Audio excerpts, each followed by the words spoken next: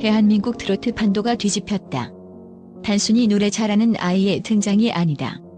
13세 소녀 빈예서가 던진 첫 소절은 기성 가수들의 자존심을 무너뜨렸고 시청자들의 마음속 가장 깊은 곳을 관통했다.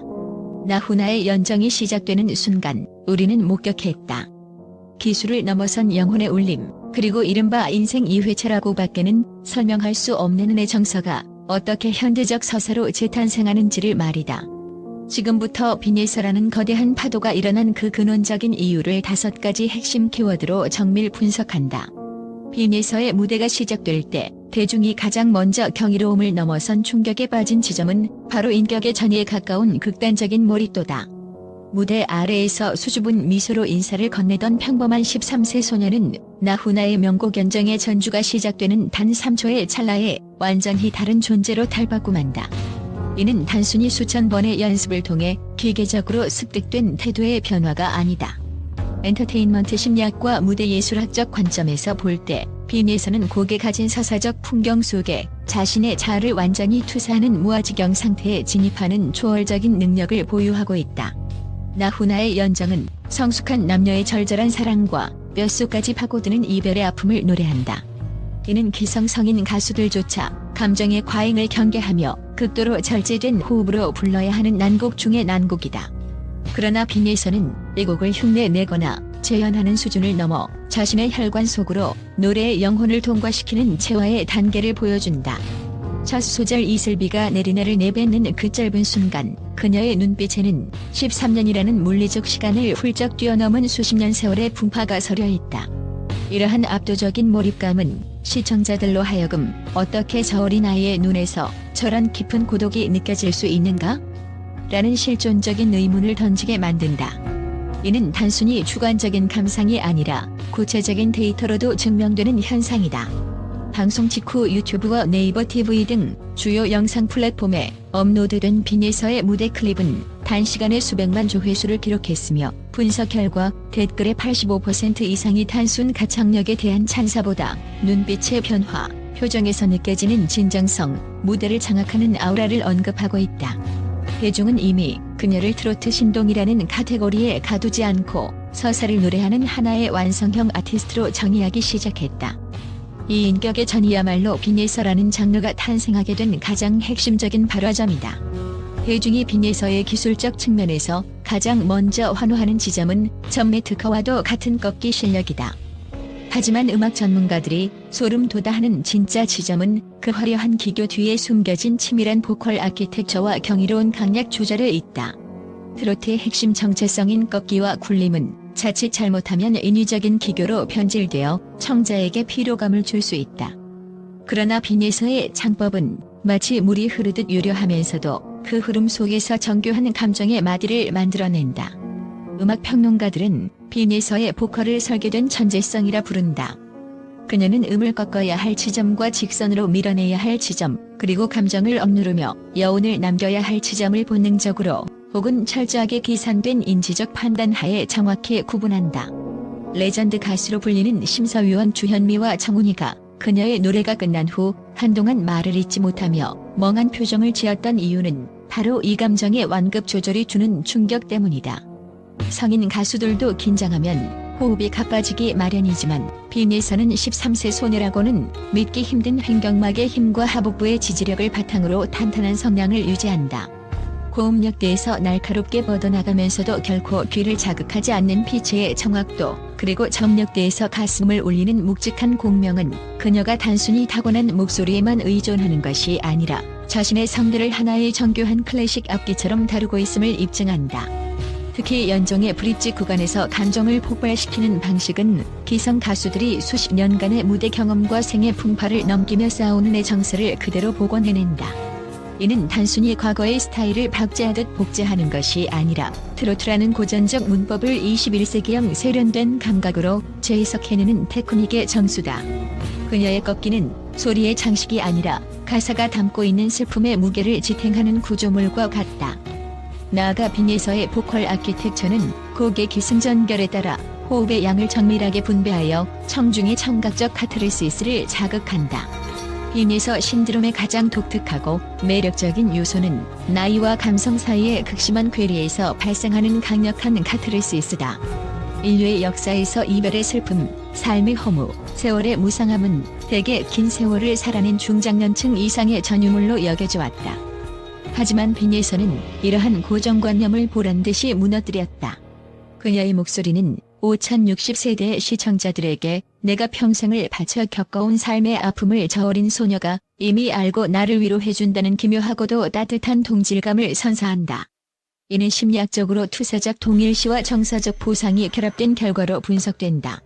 방송인 신동엽이 말하는 태도를 보면 88세 어르신 같다고 언급한 것은 단순히 그녀가 성숙한 어휘를 사용해서가 아니다.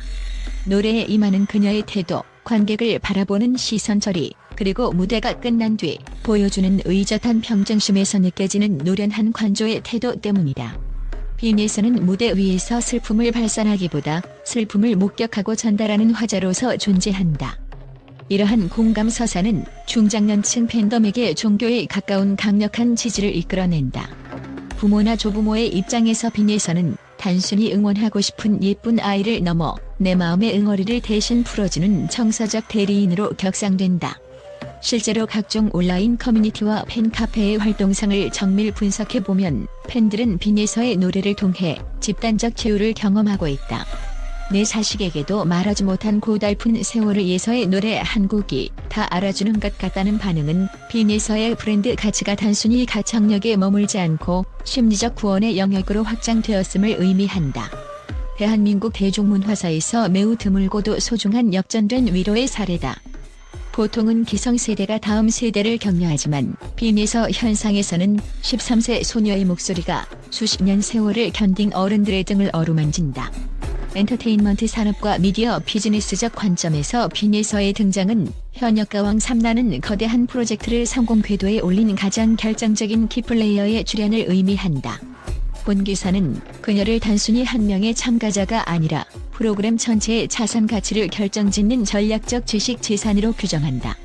치열한 오디션 시장에서 시청자들의 리모컨을 고정시키는 힘은 결국 독보적인 스타성이며 빈에서는 첫 방송, 단 한 번의 무대로 그 압도적인 시장 지배력을 입증했다.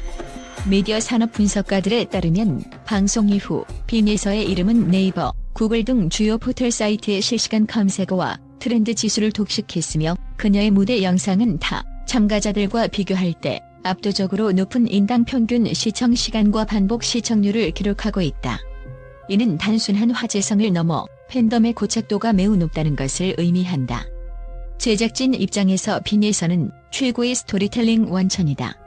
천재신동이라는 고전적인 서사에 현역 가수들과 정면 승부하는 당찬 도전자라는 현대적 서사가 결합하면서 프로그램의 팽팽한 긴장감과 극적 재미를 부여한다. 이러한 화제성은 단순히 방송 내에 머물지 않고 거대한 빈에서 이코노미를 형성하고 있다. 광고계와 지자체 행사 시장에서 빈에서라는 이름은 이미 가장 강력한 흥행 보증 수표로 통용된다. 유통업계에서는 그녀의 이미지가 전세대를 아우르는 전세대 통합형 모델로서의 가치가 높다고 평가하며 식품, 가전, 금융 등 전 방위적인 러브콜을 보내고 있다. 더욱 주목할 지점은 글로벌 OTT 판권 수출 시장에서의 경쟁력이다.